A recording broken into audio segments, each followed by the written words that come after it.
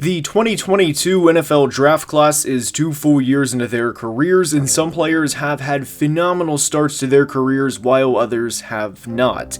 In today's video, we will be going back and grading picks 1 through 16 in reverse order, meaning we will start with the Commanders' selection of wide receiver Jahan Dotson and finish with the Jags' selection of pass rusher Travon Walker. If you are interested in grading picks 17 through 32, that will be linked at the end, and we all know why we're here, so let's dive right in. Jahan Dotson was the 5th receiver in the draft taken in just the top 16 picks, and I didn't dislike Jahan as a prospect, but I disliked the way the Commanders went about this pick. They were on the clock at pick 11 and traded back with the Saints, who selected Chris Olave, a player who was better than Dotson as a prospect, and a player who's shown exactly that through 2 years, only to take a player at the exact same position. In 2 years, Dotson has 1,041 receiving yards and 11 touchdowns, and I've been kind of underwhelmed with this pick. For every big game Dotson has, which is kind of a rarity in itself as he only averages 35 receiving yards per game, there's 6 or 7 in a row where he underperforms or just does not have a good game. I also thought Dotson was overdrafted by about half a round, and through 2 years, this has not been a good pick by Washington. Hopefully Drake May can help turn his career around, but this pick was not good for the franchise, and this earns a C+ grade. Kenyon Green was the Texans' second first-round pick of the night after corner Stingley Jr., and in Kenyon's rookie year, he struggled to say the least. The 2023 Texans' success was not about the 2022 draft class, and when you have the type of success they had, prior picks that are either injured or picks the franchise missed on are kind of forgotten about. In Kenyon's rookie season, he allowed nearly 50 pressures and allowed 4 sacks from the interior part of the offensive line, and I genuinely was looking forward to seeing how he would play in his second year. Unfortunately, in late August, he was placed on injured reserve due to a shoulder injury, and we never got to see the progression he made from year 1 to year 2. Kenyon was a very young prospect and was a 21-year-old in the trenches going up against 29 or 30-year-old grown men every week, and it showed. I really think he would have been a solid starting guard in year 2 along an offensive line that desperately needed it, but we never got to see it. Some people want grades no matter what, and based on the bad play in his rookie year, this would be an F draft grade. Personally, I am fine with incomplete due to 50% of the games he could have played being missed due to injury, but I am eager to see how he plays in 2024. Kyle Hamilton was a first-team All-Pro in 2023, and he has started his career off with back-to-back great years and has a very bright future ahead of him. After having no interceptions in his rookie year, he had 4 in 2023, including a pick 6, and he played a big part in the Ravens' defense being as dominant as they were this past year. He had 10 tackles for a loss, which for any player is good, let alone a safety, and there could not be enough good things said about Hamilton. He was a very good prospect, and when he fell into the Ravens' lap at pick 14, they did not hesitate. This was a classic example of a good team and a well-run franchise, not overthinking something because of the hilarious pre-draft concerns there were with Hamilton, which were very overblown to begin with. Kyle had an opposing passer rating of just 47.6 when targeted, and he is a huge difference maker when on the field. He was only 21 when he was drafted and will be just 23 during his 3rd season, with 1 first-team All-Pro already under his belt. This is an easy A+ grade. Jordan Davis was a very unique prospect coming out of Georgia, and I thought he landed in a great situation for him to thrive in. Veteran leadership, great players, great coaching, and he played sparingly in his rookie year, but when he did play, the run defense was noticeably better. That is generally the case with a 6'6", 335-pound defensive tackle. He started the 2023 season off well and was playing good football for the first 5 or 6 weeks of the year, but his play started to decline as the season went on. This is a very tough pick to grade because everyone's play on the Eagles declined over the course of the 2023 season, and especially on defense. Obviously, we don't attribute the Eagles' failures solely on Jordan Davis, but to say he didn't play a part when he was out there wouldn't be fair either. It is also important to remember Jordan's best years as a pro were never going to be in year 1 or year 2. It was always going to be year 3 and beyond, and GM Howie Roseman knew this. The Eagles also have a new defensive line coach entering the 2024 season, and I am eager to see how JD plays this year. For now, a C grade. Jameson Williams, the speedster from Alabama, was the Lions' second first-round pick of the night, and with Jameson only having one catch in his rookie season, it is important to remember he missed most of his rookie year due to tearing his ACL in his final collegiate game.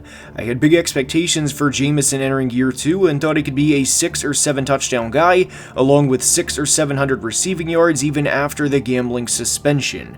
What will always hurt Jameson's numbers is being in the same offense as Amon-Ra, Sam Laporta, and of course, the running back duo in David Montgomery and Jahmyr Gibbs. I don't think it's fair to look at Jameson's 25 receptions in 2 years and say he's a bust without putting context around the situation and everything else that's gone on. However, it is also fair to say he hasn't come close to living up to being the number 12 overall pick either, and I think both things can be true. 2024 will be the true test for Jameson to see if he can be the wide receiver 2 behind Amon-Ra. I would be fine with giving this an incomplete grade, but for people who want a grade, I think this would be a C-. Chris Olave has started his career with back-to-back 1,000-yard years and will probably be the Saints' #1 receiver for a very long time.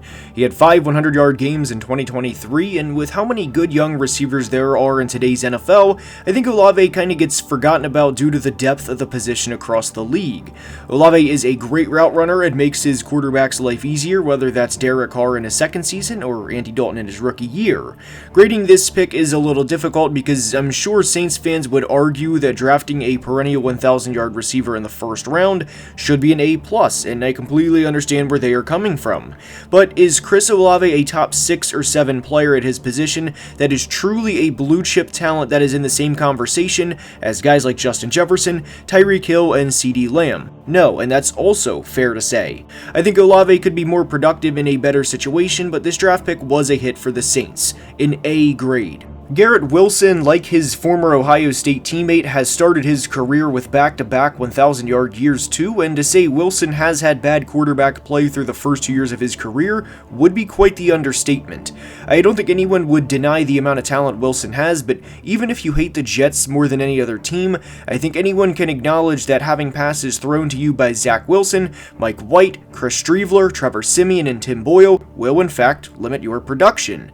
Grading Wilson's first 2 years isn't the same as most receivers because of this, and there has to be context around this grade. I really hope we get a healthy Aaron Rodgers in Wilson's third year, because I don't think 1,400 or 1,500 yards is impossible for him. Not only that, but he only has 7 touchdowns in 34 career games. Wilson was the Jets' first 1,000-yard receiver since Brandon Marshall back in 2015 when he won the Rookie of the Year award, and I hope he gets good quarterback play this year, truly. For now, an A grade. Charles Cross was a really good left tackle prospect, and the name of his game was pass protection. He was also a young prospect, and when a young offensive lineman gets beat, it really shouldn't come as a surprise, and Cross had an up-and-down rookie year. He made strides in his second season and overall played better, and even had about a month span during the middle of the year where nobody was getting by him, and I think this will be a sign of things to come for him in 2024. Cross missed some time in the 2023 season, but the play for him in his second year was pretty solid. I don't want to get too far ahead here and say he is going to be a top 2 or 3 tackle in the league, but I think he can be an above average starter for the Seahawks for several years. I also think it's fair to say Cross is still improving as a player, and the best is yet to come. Sure, there's times where he gets beat, but breaking news, every offensive lineman gets beat at some point. For now, a B grade. Drake London was the first receiver off the board, and he has started his career with back-to-back 65-plus catch, 850-plus yard seasons, and there needs to be a lot of context around this grade. Drake has not had good quarterback play in either of the first 2 years of his career, but he has shown a lot of flashes in his first 2 years of his career. He was also a 21-year-old rookie during the 2022 season and will enter the 2024 season at just 23 years old. You can look at his 1,700 career yards and say that's an okay start to his career, nothing overwhelming, but not only did Drake not have good quarterback play in his first 2 years, but he also had the Arthur Smith factor where the Falcons would simply prioritize getting other players the ball, which is extremely frustrating. I have no doubt London could be a consistent 1,200-yard receiver in today's NFL, but we haven't quite seen that yet. I really hope Atlanta does whatever they can to get him, Bijan, Kyle, and the rest of the offense a quarterback this offseason, because there is a ton of untapped potential here. A B+ grade.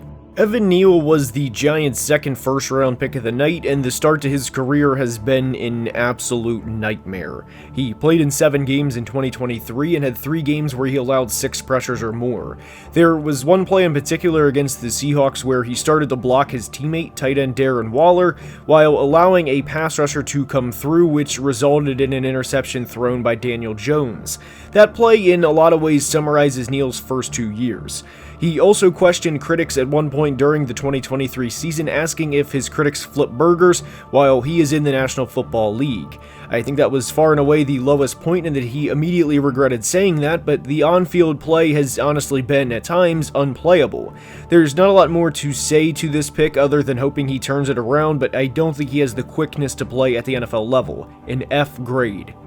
Ikem Ekwonu had a tough second season after having a solid end to his rookie year. The 2023 Panthers season was brutal for, well, everyone, and the offensive line struggled across the board, and this is not just an Ikem exclusive thing. I do want to at least acknowledge how bad the 2022 Colts offensive line was under Frank Reich before getting fired, and how bad the Panthers offensive line played during the Frank Reich era. After Frank was fired, Ikem improved noticeably, and in the final 6 games without Reich, Carolina actually ran for 125 yards as a team in 4 of the final 6 games. I think Ikem, like his quarterback Bryce Young, was put in a very bad situation in 2023, and after initially struggling, he did have a solid end just like he did in his rookie year. Allowing 11 sacks in a year is not good, but the only way the Panthers, and Ikem for that matter, can go from here is up. I would personally give this a C+ grade through 2 years, but Ekwonu has shown flashes of being a good tackle, and I think he can be a good tackle at the NFL level.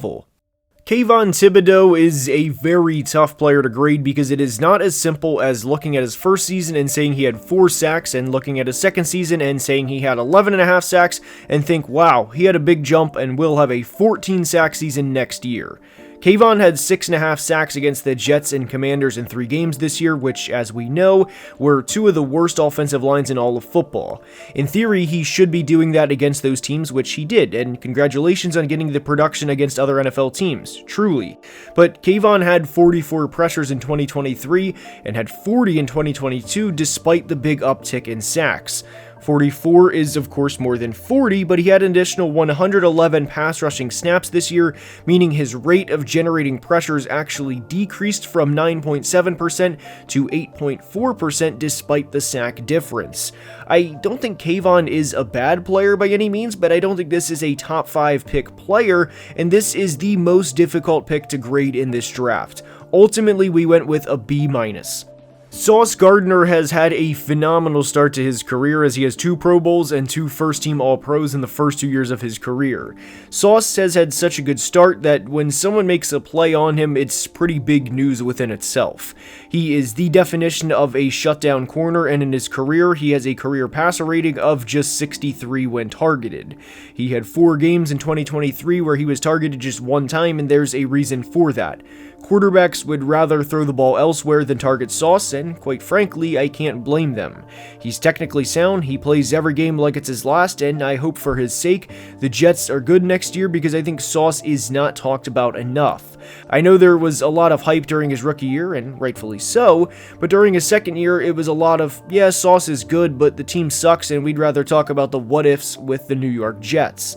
The only thing you can really say isn't great about Sauce is he only has 2 career interceptions, but it's because he doesn't get targeted. This is an easy A+ grade.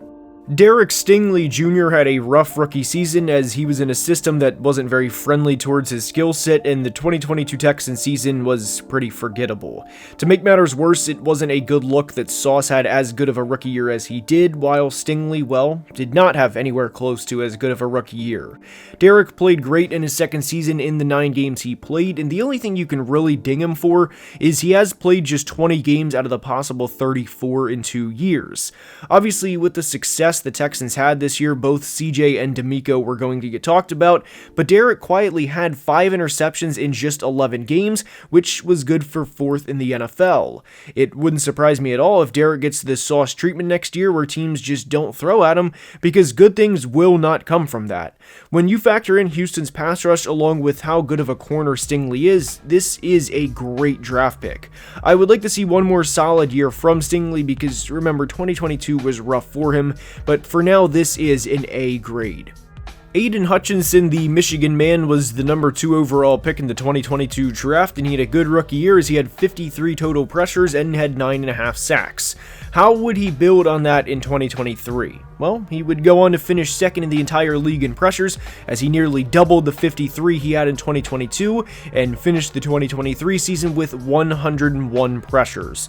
He also built on the 9.5 sacks to 11.5 in 2023, and played a substantial part in the Lions reaching the NFC Championship game. In the 2 years Hutch has been a Lion, they went from the outhouse to near the penthouse, and it wouldn't surprise me at all if they get to the top in 2024, and they could not have gotten there without Hutch.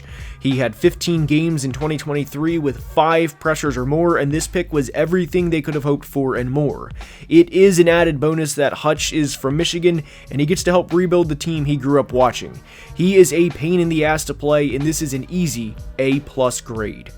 Travon Walker may go down as the least talked about number 1 overall pick in the history of the NFL, but all things considered, he had a solid second season.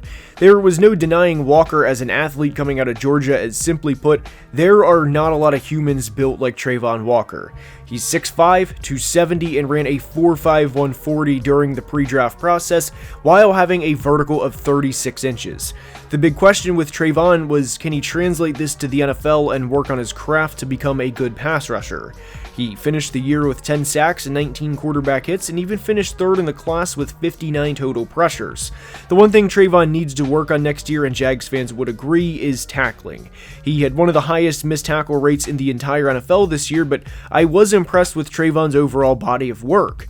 I hope Josh Allen re-signs with the Jags so we can see this duo next year, but for as much as I thought Travon had an improved second year, remember, this is the number 1 overall pick we're talking about. Through 2 years, this is a B+. I hope you enjoyed, and if you did, please like and subscribe, as only about 33% of people watching are subscribed and is very much appreciated. Until next time, please be safe and have a great day. Love you guys.